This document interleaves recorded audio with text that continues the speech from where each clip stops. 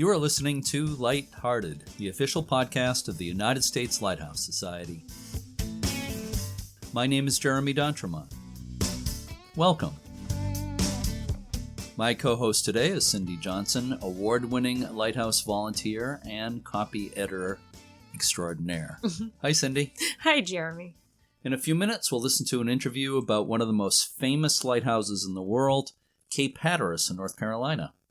So, Thanksgiving is in a few days. Do you have any plans, Cindy? Actually, I volunteered to work this year. How about you?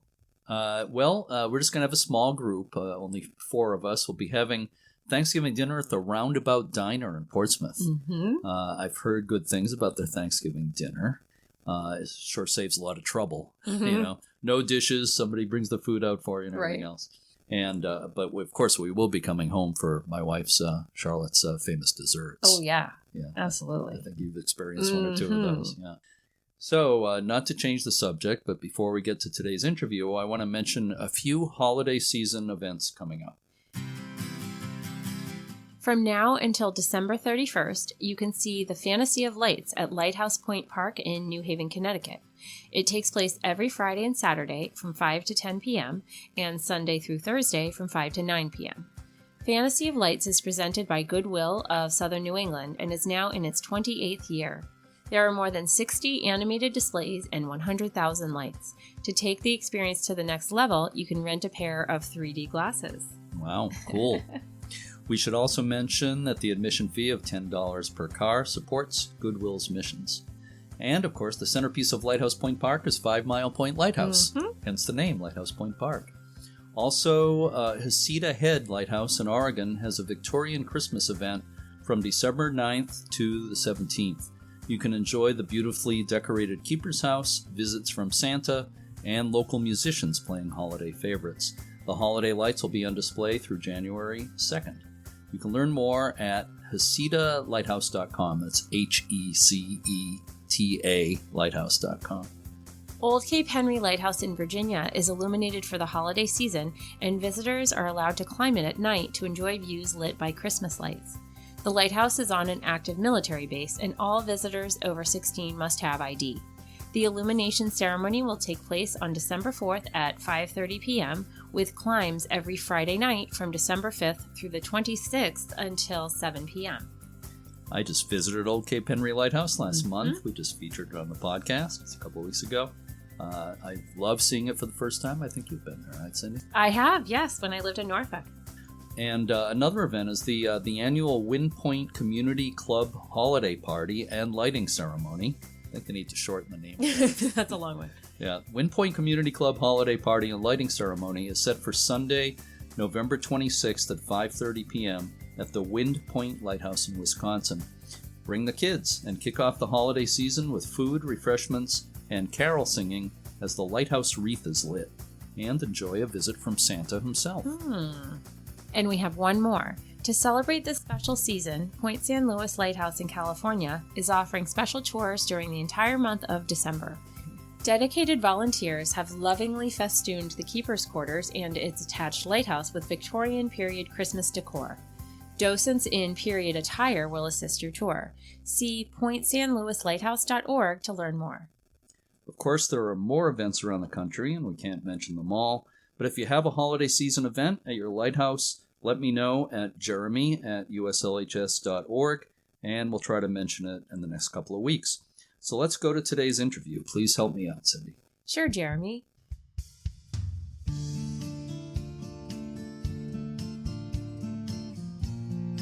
Cape Hatteras Lighthouse on North Carolina's Outer Banks is one of the most visited lighthouses in the world. Offshore from Cape Hatteras is a dangerous 12-mile-long sandbar called Diamond Shoals. Countless shipwrecks there led to the nickname Graveyard of the Atlantic. A lighthouse was first authorized at Cape Hatteras in 1794, and the station began service in 1803. The first sandstone tower was too short to effectively warn ships of the Diamond Shoals. In 1853, the tower was raised to a height of 150 feet. By the 1860s, it was decided that a new tower would be built, and the lighthouse that stands today began service on December 16, 1870. It got its famous black and white spiral day mark 3 years later, making it easier to tell apart from the other area lighthouses.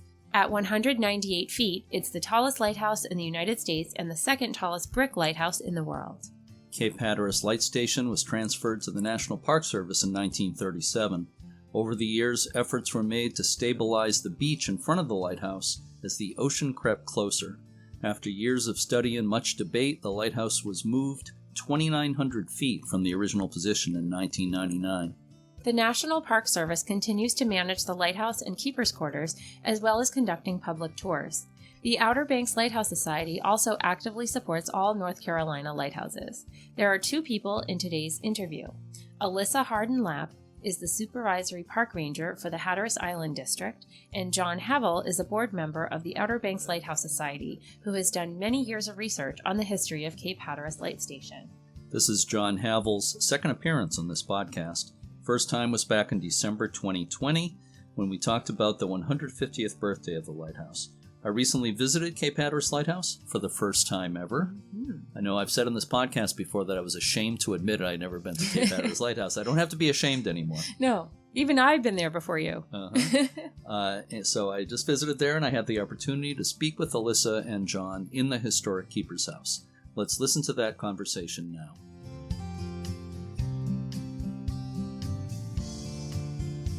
I am here in one of the 2 historic keepers' houses at Cape Hatteras Light Station in North Carolina. And this is a thrill for me because I've never been here before.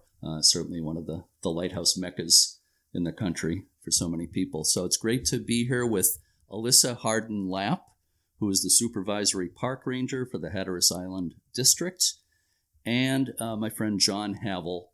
I just want to mention that I am staying at the Airbnb Sunrise over Salvo with John and his lovely wife Aida, and I want to recommend that to anybody listening if they want a place to stay on the Outer Banks to see lighthouses and to talk lighthouses with somebody who loves to talk lighthouses. I recommend Sunrise over Salvo to anyone coming to this area. So Alysa and John, thanks so much for doing this today. Yeah, thank you so much for having us. Thank you, Jeremy. So, Alysa, I'd like to start with you, and if you don't mind, before we get into the lighthouse and related stuff, maybe just a little bit about you. Maybe you could say where you're from and what parks you've worked at before Cape Hatteras here. Yeah, certainly. I have worked in 4 different national park units. So my first seasonal park was at Redwoods in Northern California.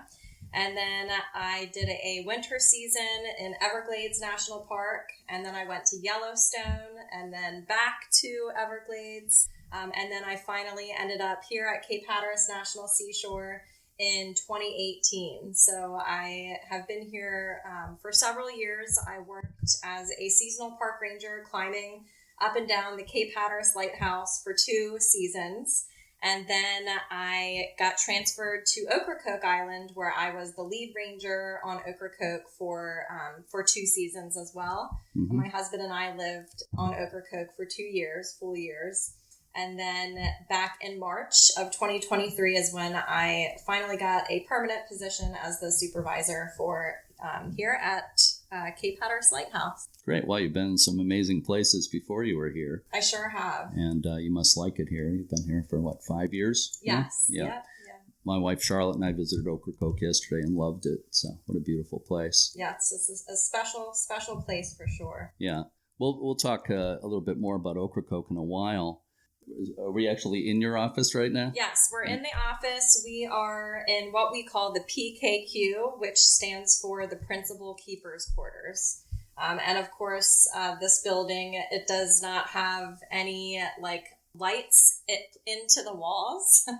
It has no plumbing, no bathrooms or sinks or anything. So you have to walk across the light station to use a bathroom or anything like that. Which makes life a little more complicated. It does. Yeah. But I also read that you're the social media manager yes. for the Cape Hatteras National Seashore. It seems like that alone would keep it pretty busy. What it kind? does. Yeah. It's funny. I always forget that I do that as well. It takes up a lot of my time. We have a really great group of seasonals who help provide with content, and then I edit a lot of it and am responsible for posting it and scheduling it. And if you make any kind of comment on one of our posts, it's most likely me behind the computer that is responding. So it's a lot of fun. I love that aspect of it, of my job as well. So let me ask you a question, John. I interviewed you before a couple of years ago along with Bet Paget. So I don't want to, hopefully not cover the same ground again. But let me ask you, why do you think you got so involved with Cape Hatteras Lighthouse? What is the big draw for you? To give you the short answer, Jeremy, it is the most beautiful example of Victorian architecture in America for a lighthouse. If you look at the ironwork, particularly at the top, at the crown of it, there is no other lighthouse in America that has the flourish, the ornamentation that Cape Hatteras does. And they're called Italianate brackets that hold up the gallery deck, and the railing posts particularly are unique to any lighthouse in America. And that's what I was drawn to. My father was an iron worker. Oh, okay. I didn't know that. Back in the 1940s. That's really interesting. St. Augustine Lighthouse is not identical. I know it's a bit shorter, but it's another ways it's not identical from what you just said. Is that correct? That is correct. And you, of all people, should know that even with the stripes similar to Hatteras, St. Augustine actually is a twin to Body Island and Currituck and Morris Island and several others in America. They were built from standard plan. Hatteras is unique. So let's talk about the restoration that's upcoming. There's a lot we could talk about, of course, to do with the restoration. We can't go into every detail right now. But either or both of you can answer this. What do you consider the major components of what's going to be happening with the restoration? Well, I would say the lens is a major component. Yeah. The main point about the restoration is everything. That's a good It's never been done before. A lot of people think that when the lighthouse was moved in 1999, there was restoration work done. There was not. There was stabilization to some extent. But the work that was done in preparation for the move was done by International Chimney Company in 1991 and 92. And most of that was just the ironwork at the top. There was a little other work done to it. But over the years, things like the stairs have been replaced, the windows have been replaced, but nothing's been done in a major way with the masonry. And all of that will be addressed. All of the beautiful granite from Connecticut, the brickwork, and all of the ironwork, the structural ironwork that's within the brickwork has never been touched, and that's going to be done. So a lot of structural work will be done. But then very quickly, 4 or 5 main defining characteristics that are described in the historic structure report and that I had studied even before that was written was the pediments that used to be over the window before 1963, cast iron, beautiful Victorian pediments, wooden doors that were inside. The only wood components of the lighthouse will be replaced. The original Victorian iron fence, and again, I did a lot of research on that back in 2012. Parts of that were discovered during the move, buried under the foundation. Beautiful Victorian iron fence, and a replica lens that is going to be the best ever in America. All are going to be put back to their proper place within the lighthouse, and also the entire landscape and terrain is going to be redone. So let's talk a little bit more about the lens. We're talking about a first-order lens, and who is creating this replica lens? Well, we now know for sure that classic Fresnel lenses in Florida, run by a man named Dan Spinella, is going to be creating the lens. He actually has been measuring and modeling that lens since 2006. And he is very competent. He's, I think, one of the only persons in America that knows how to do this. And he has, I believe, made over, I don't know the exact I think it's maybe a couple of dozen anyway. Well, over 50. Is it over 50? Over 50. And some of these are in museums. Some of these are in lighthouses. Base of a lighthouse. Some of these were just partial replacements of prisms, but other complete ones. But he's never done anything larger than a third-order lens. Right. So this is going to be a beauty. Yeah. Well, I've interviewed Dan. I know his company is Artworks Florida. Artworks Florida. Thank you. Yeah. And I believe like you said, the largest he's made before was a third order. He made a replica third order lens for the movie, The Lighthouse. Yes, he did. And what an incredible lens that was. Yes. And he drove it from Orlando, Florida in his own vehicle to Nova Scotia. Wow. This is going to be absolutely amazing. Yeah, I don't believe there's anybody else making complete replica lenses like he does. There have been other people making replacement parts, possibly acrylic, which is what he uses for his lenses, but not the complete lenses. And I want to say for your listeners, Jeremy, that a lot of people, are skeptical when they hear acrylic lenses and that. Yeah, but you can't tell the difference. Yeah, well, it's not just that, but Dan is an engineer for the Disney company. Yeah. And he has proven to the Coast Guard that the acrylic lenses that he has machined are optically better than the original crown glass. Yeah, you got the right guy, that's for sure. Let's talk a little bit about something called the Cape Hatteras Lighthouse Pathway that is part of this whole project, right? What's that all about? Yeah, it's a multi-use path that is going to be starting from Highway 12 and basically connecting Highway 12 to the lighthouse, to the old lighthouse beach, and then creating a pathway in between the current lighthouse and the old lighthouse position. So along that pathway, I think it's 1.25 miles, and they will have educational waysides along the path. I'm most excited about that, the move path. I saw drawings for it, and the exhibits that they came up with are really fascinating, and I'm really looking forward to seeing the final product for that. And then eventually connecting that all the way down to Cape Point, the pathway, and to Old Buxton Beach access. That's going to be in phase 2. So it's a long time coming. A lot of people have fundraised for it. Outer Banks Forever has been a key funder for that, and it's going to be about 10 to 12 feet wide and just provide a pathway for people to walk and bike on safely from Highway 12 to the Cape Hatteras Lighthouse. Sounds great. So I haven't gotten to see it yet, but there's actually a marker at the original position. Yes, there's one little post, and that's it. Will there be more when this as part of this project? There will be some more educational exhibits around that, but I believe the post is going to stay there. Is that in danger of being lost to the encroaching sea? I didn't show you the picture at the house, but I installed that post. Okay. Did you? Of course you did. Of course you did. In June of 2019 was the 20th anniversary of the move, and Dave Halleck, superintendent of the Cape Hatteras National Seashore, gave me a call less than a month before the event. You think we could put something up there? And I made it happen. And it's still there. And it's still there. I'm astonished. Well, I won't say that on air. I was going to say that. Too late. That there's not more graffiti carved into it. Yeah. It still looks good. I know Nauset Light on Cape Cod, they did the same thing. That was threatened. It was on the edge of a bluff. It's a much easier lighthouse to move. It's only like a 40-foot cast iron tower, but they have a stick. They had a stick, but that's gone over the edge of the bluff now because it just keeps falling away. But anyway.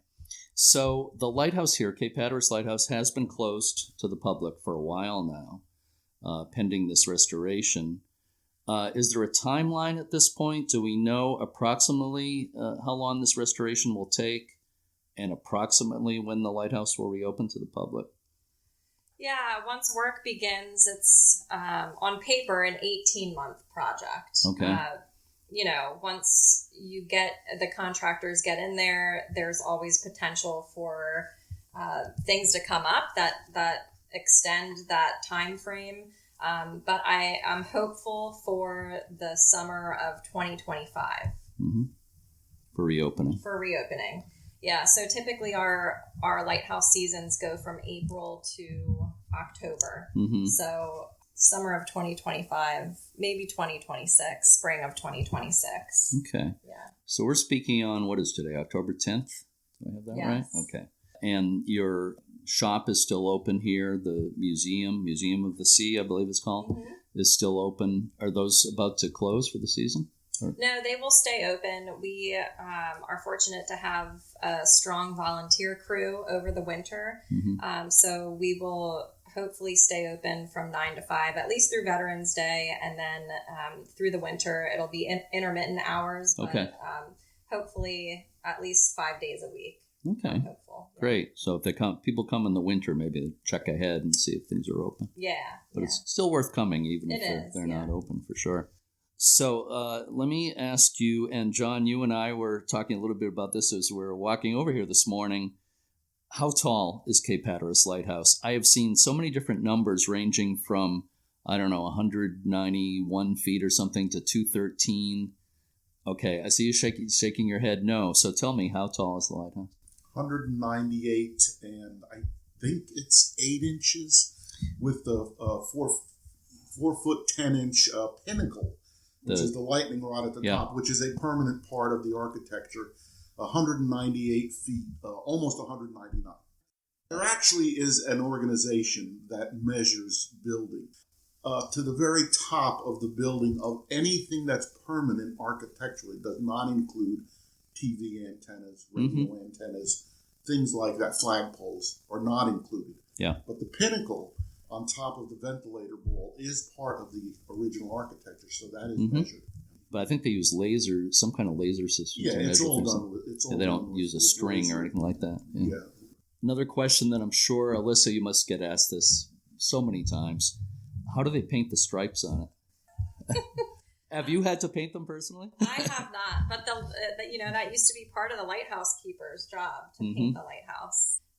They scaffold it and paint it that way. That's how I'm aware. John, do you know anything else? Well, in the beginning, there are funny stories from a man named Randy Jeanette, who was the son of Unaka Jeanette, the longest-serving lighthouse keeper, how they would actually put down a scaffold from the top railing that would just be like a painter's scaffold, mm-hmm. which would just be boards on ropes. Yeah. And the ropes went down to the rear axle of the car, and the father, Unaka Jeanette, would then turn the car slowly. That would raise and lower this scaffold, and they would pull themselves around and do that. Wow. Of course, these days, there have been numerous companies that have been contracted and hired about every 5 years or so to paint the stripes. And, of course, they always go by the lines that are already there.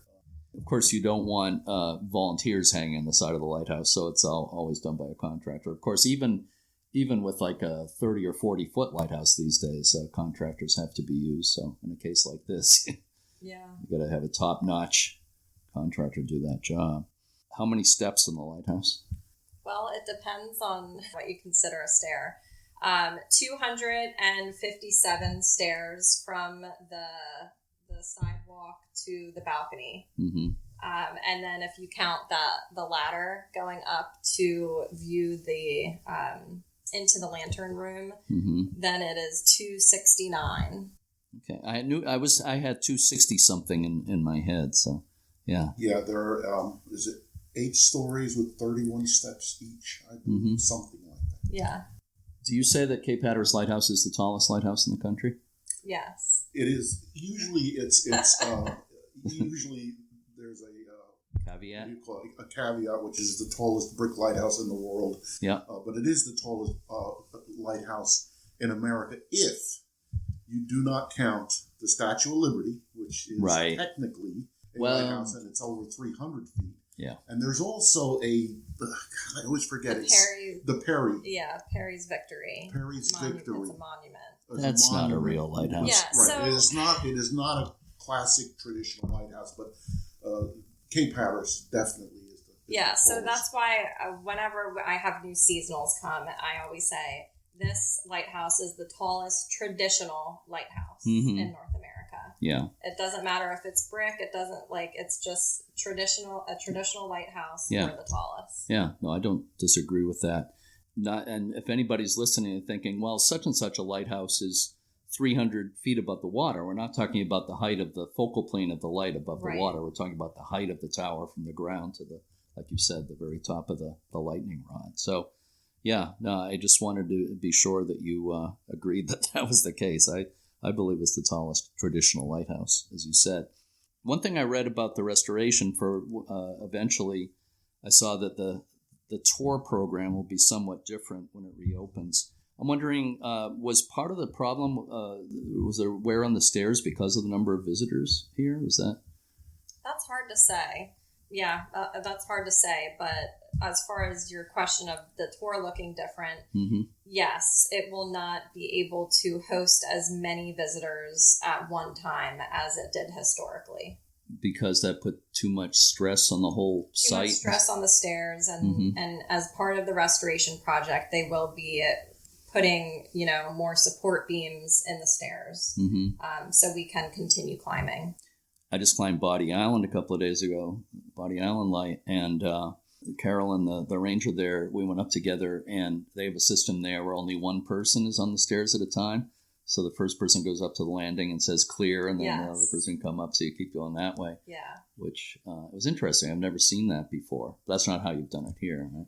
No, that's not how we've done it here, and that won't be how we do it in the future either. We'll be able to put more than one person on the staircase, but definitely, I think before when I worked climbing the lighthouse in 2018 and 2019, we sent in 30 people every 10 minutes.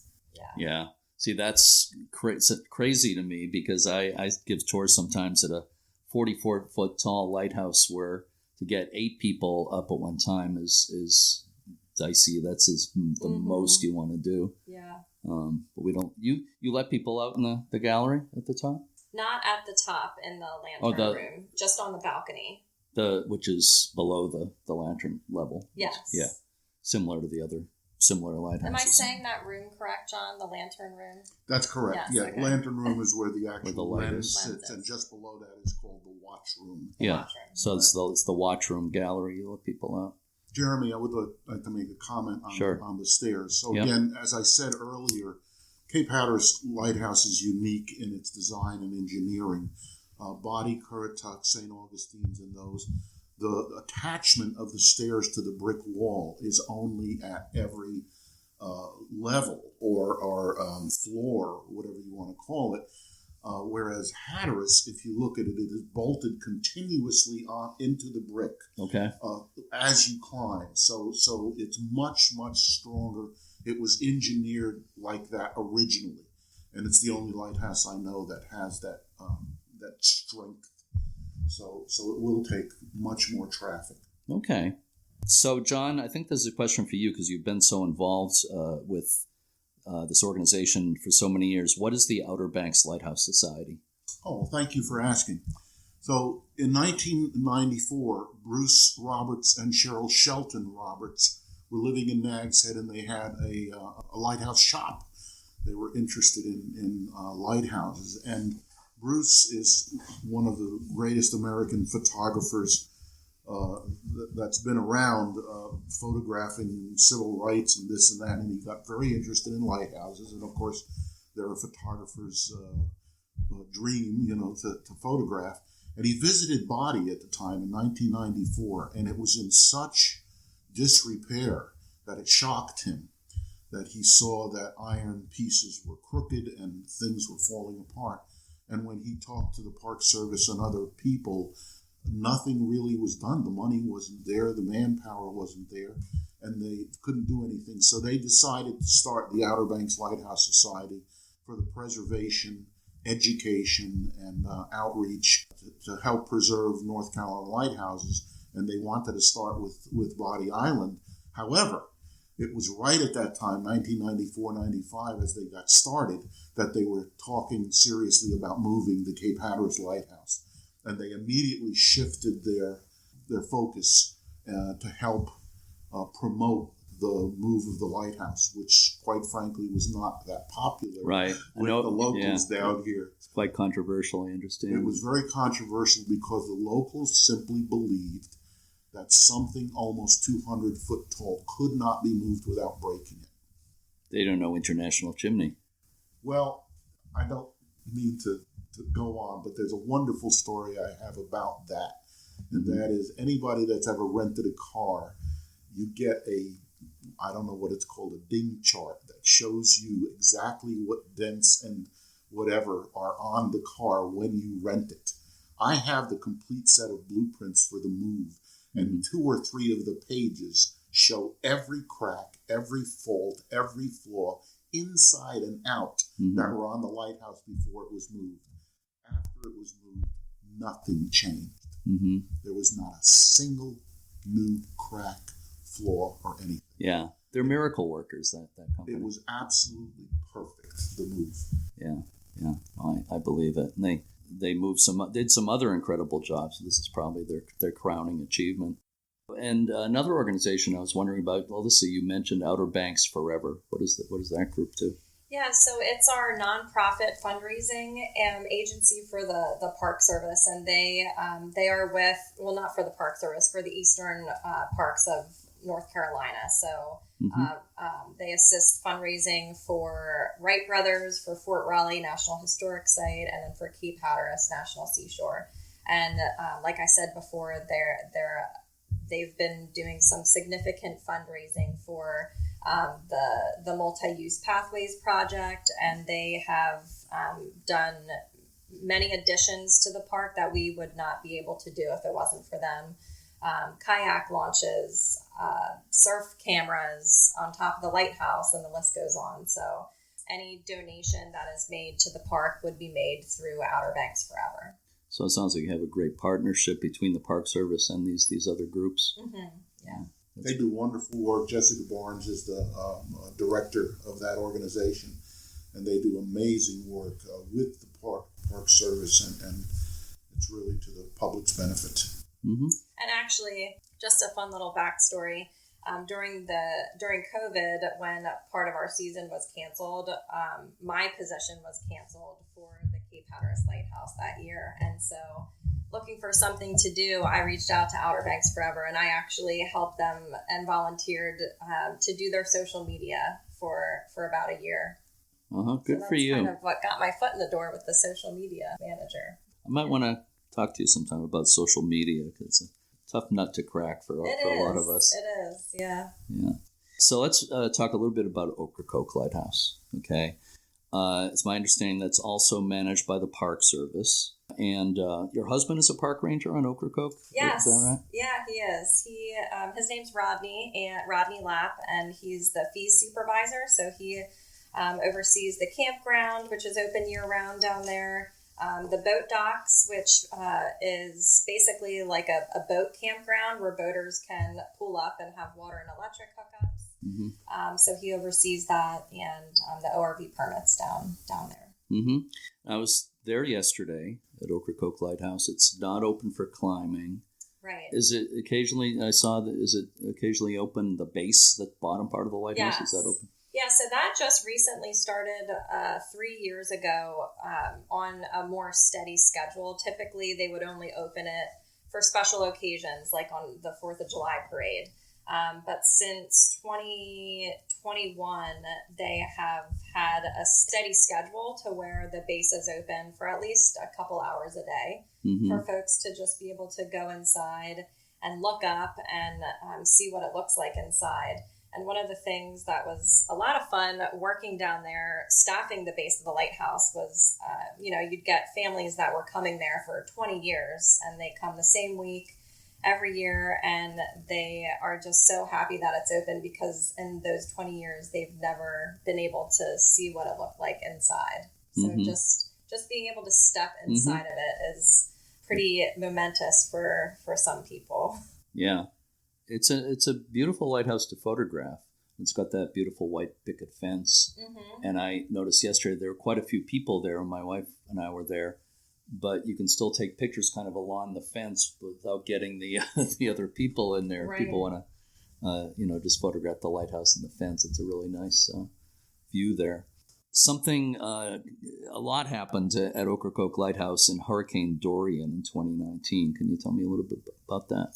Yeah, so some significant damage for the entire island of Ocracoke for Hurricane Dorian in 2019, but specifically at the lighthouse, there was about 18 inches of storm surge water that mm-hmm. entered into the keeper's quarters. And but before Hurricane Dorian, the keeper's quarters was closed for about 3 years to where there was nobody could live in it, and that was from Hurricane Matthew in 2016. So as of 2016, there's been nobody that has lived in that house due to hurricane damage. Mm-hmm.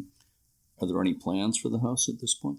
Yeah, so the Park Service was awarded disaster relief funds from U.S. Congress to mitigate the storm damages. So we actually just awarded the contract for work to get started, and they will be actually raising the keeper's quarters 4 to 5 feet, and that includes all of the outbuildings that are part of the keeper's quarters as well. Mm-hmm.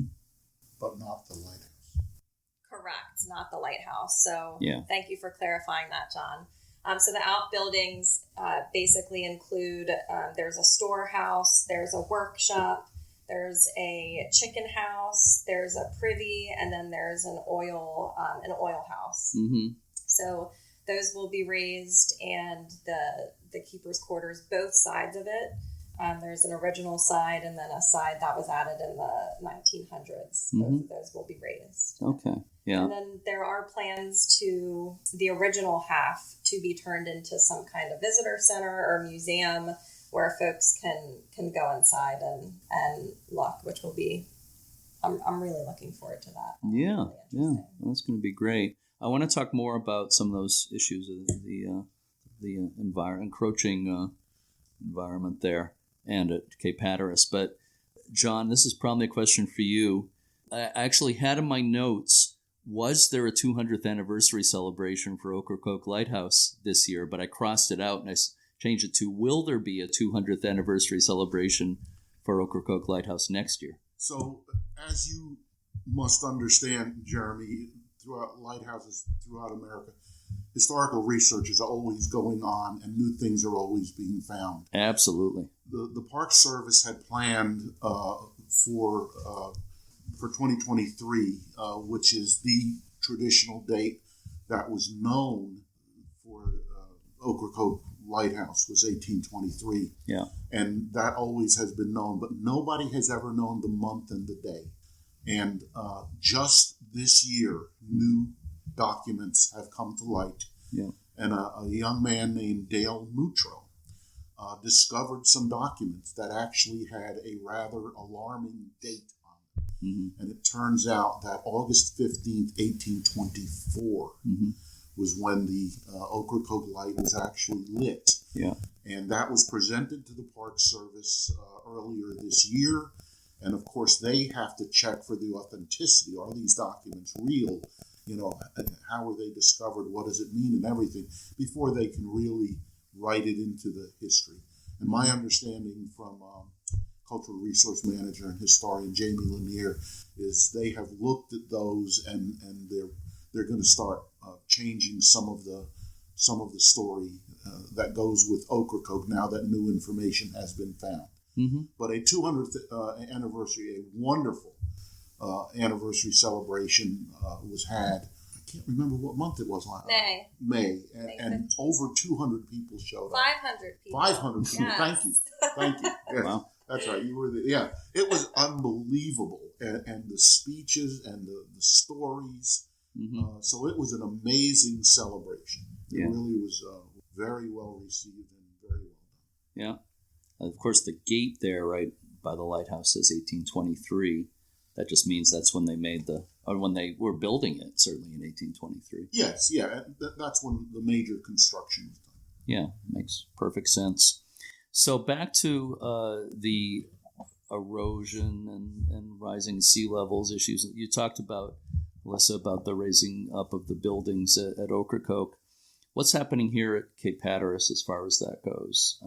You mean as far as the erosion goes? Or what any issues along those lines and what's being done? Well, there's constant beach nourishment projects that are, sand pumping onto the shoreline. And then you get one storm and all the sand goes down to form an island off of Cape Point.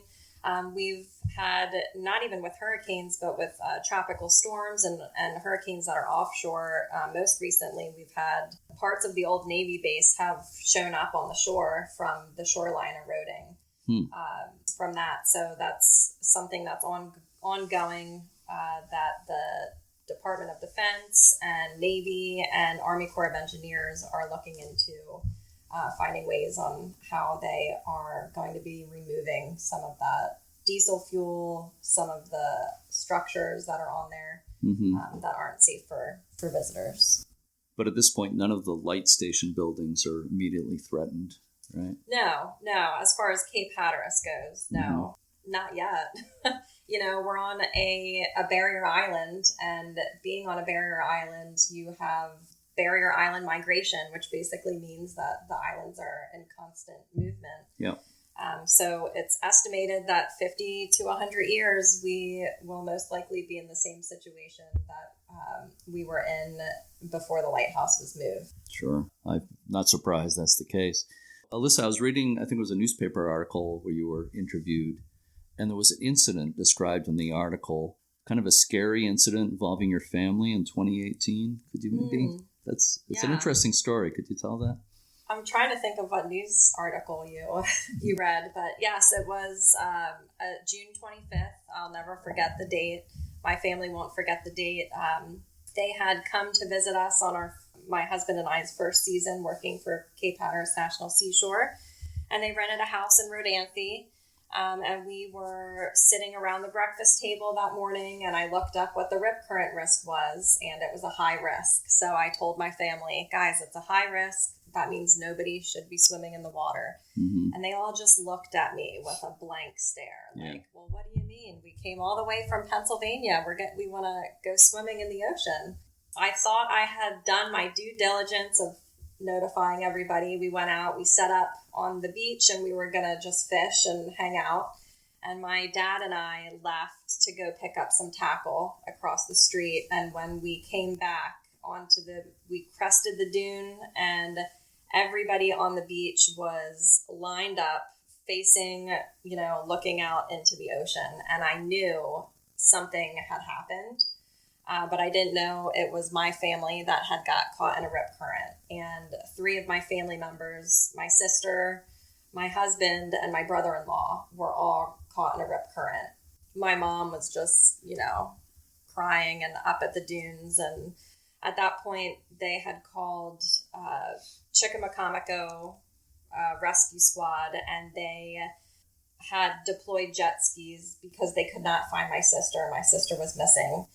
My husband and my brother-in-law were able to get out okay. My husband's an avid surfer, so he struggled for about 20 minutes, though, in that rip current.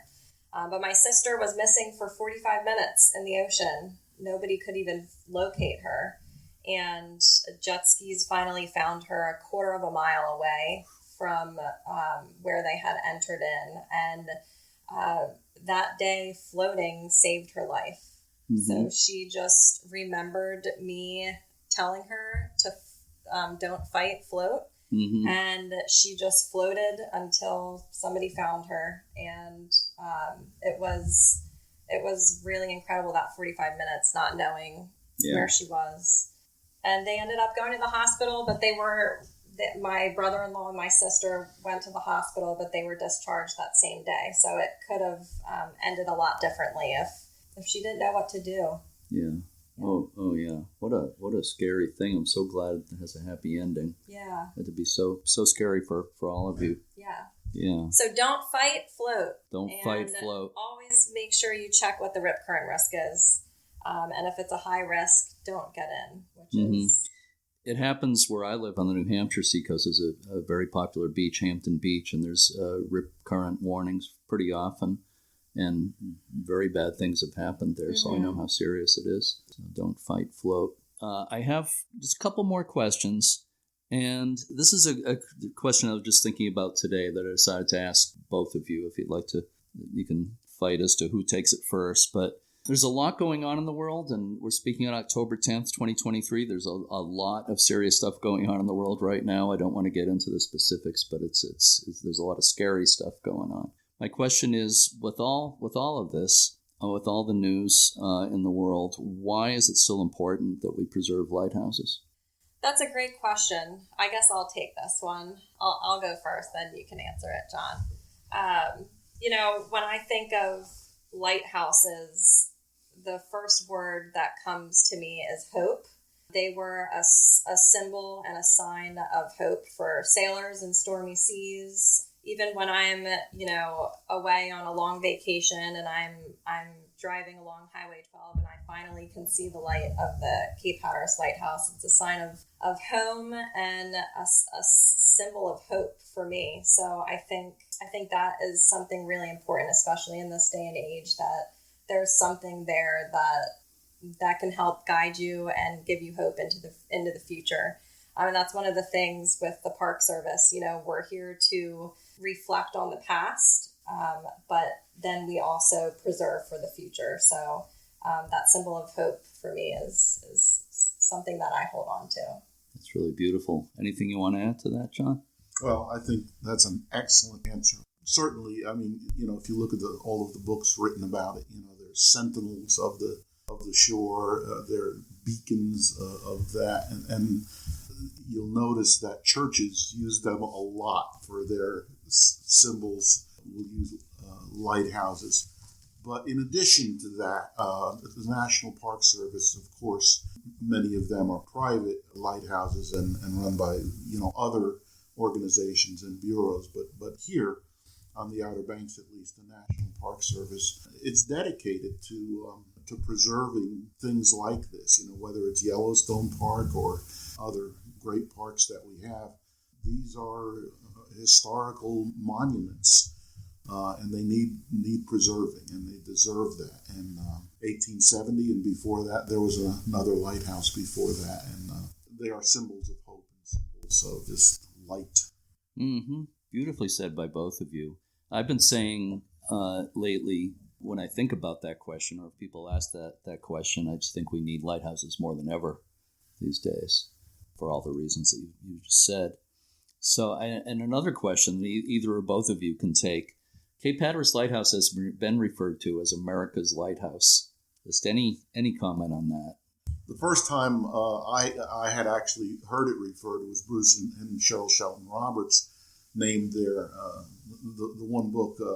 As I said when I was talking about getting interested in the Cape Hatteras Lighthouse, it astonished me that only 2 books had ever been written about the history, actual history of it. It had been included in other anthologies and other books generally about that, but it was only Dawson Carr's Sentinel of the Shoals and Bruce and Cheryl's, and it was Cape Hatteras Lighthouse, America's Lighthouse. That's the first time I had seen it called that.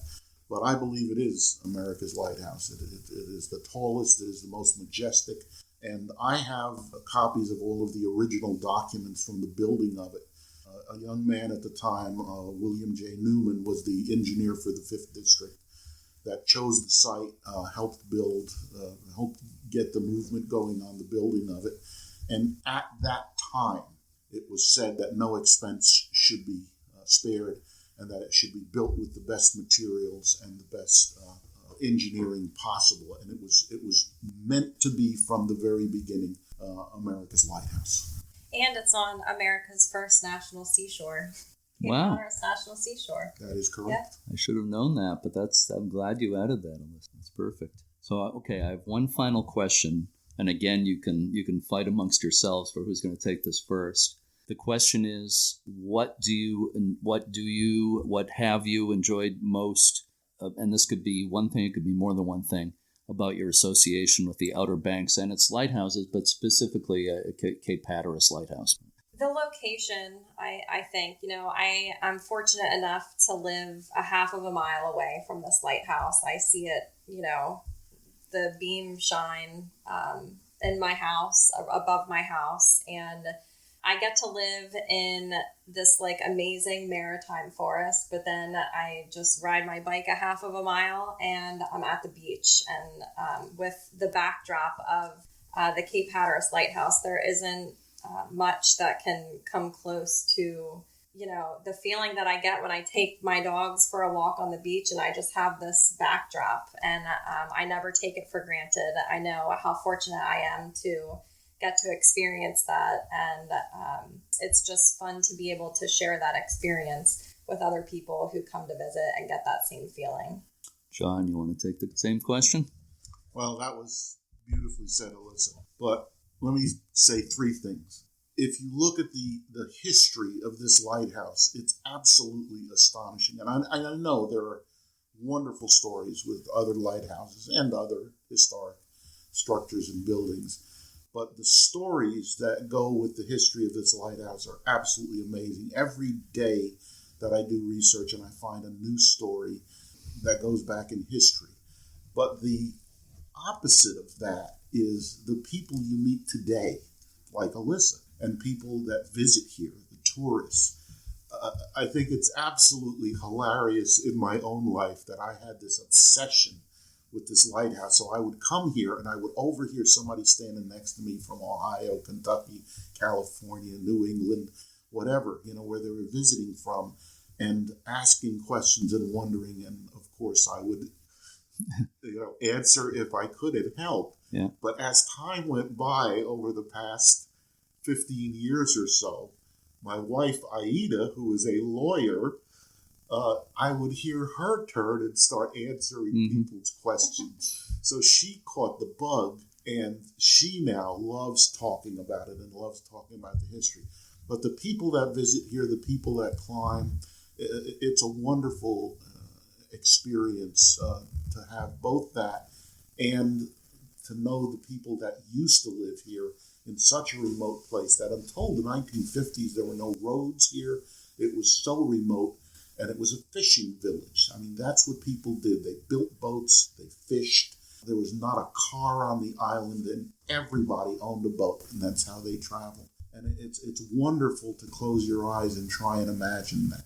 Beautifully said, John. And I'm glad you mentioned your wife, Aida.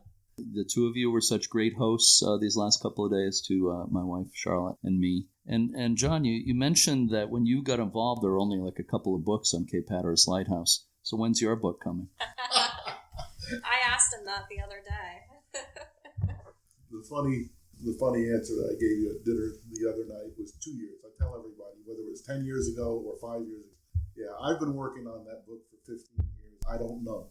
I am a graphic designer. I am a historian, but I'm not a writer, and I struggle to write. But as Alyssa knows, and I've written numerous monographs, articles about some very special things that I've researched and found out. Those are all going to become chapters of the book, and I have dozens of others. So I don't know, when I'm going to actually write and finish the book, but it's got to be soon. Yeah, obviously you're the guy to do it. Thank you. And I'm very much looking forward to it. So Alisa Hardin-Lapp and John Havel, thanks so much for this time. I'm my first time in the Outer Banks. I'm having such a great time, and it's a real pleasure meeting both of you, and I appreciate your time today. Thank you. Thank you. Thank you, Jeremy.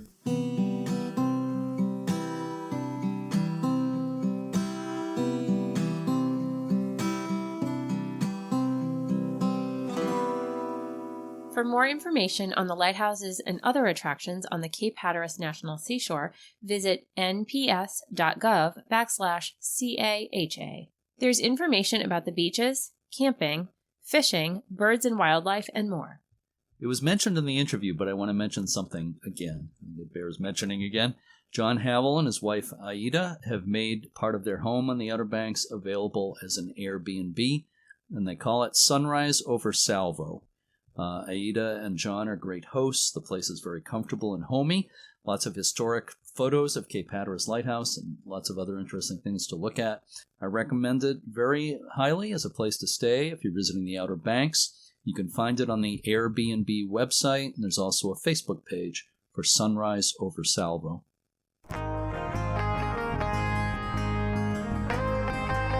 Be sure to check out uslhs.org to learn all about tours, the Passport Program, the Quarterly Journal, and all the other things the U.S. Lighthouse Society offers.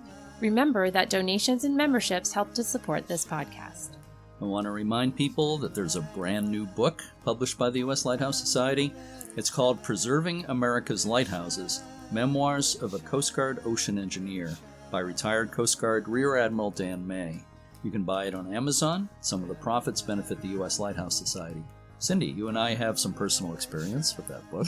Yes, we do. We worked on the book over the summer, copy editing and proofreading. Yeah, and I'm very pleased with how it's come out. Mm-hmm. I know Dan well. It was a lot of fun working on the book. It's full of his personal stories working as an engineer on lighthouse projects, like the moves of several lighthouses, the building of a revetment at Montauk, among other things. I highly recommend it to anyone interested in lighthouse preservation. So, do you have a Thanksgiving quote, Cindy? I do. The writer and Holocaust survivor, Elie Wiesel, once wrote, "For me, every hour is grace, and I feel gratitude in my heart each time I can meet someone and look at his or her smile." I want to wish everyone a happy Thanksgiving.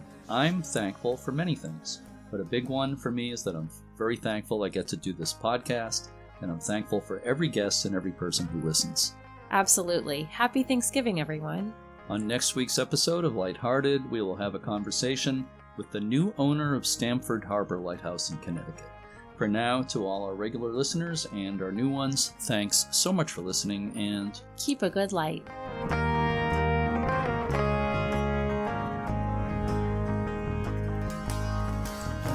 in the dark, I'm gonna let it shine. Out in the dark, I'm gonna let it shine. Out in the dark, I'm gonna let it shine. Let it shine, let it shine, let it shine. This little light of mine, I'm gonna let it shine. This little light of mine, I'm gonna let it shine. This little light of mine, I'm gonna let it shine. Let it shine, let it shine, let it shine. This little light of mine, I'm gonna let it shine. This little light of mine, I'm gonna let it shine. This little light of mine, I'm gonna let it shine. Let it shine, let it shine.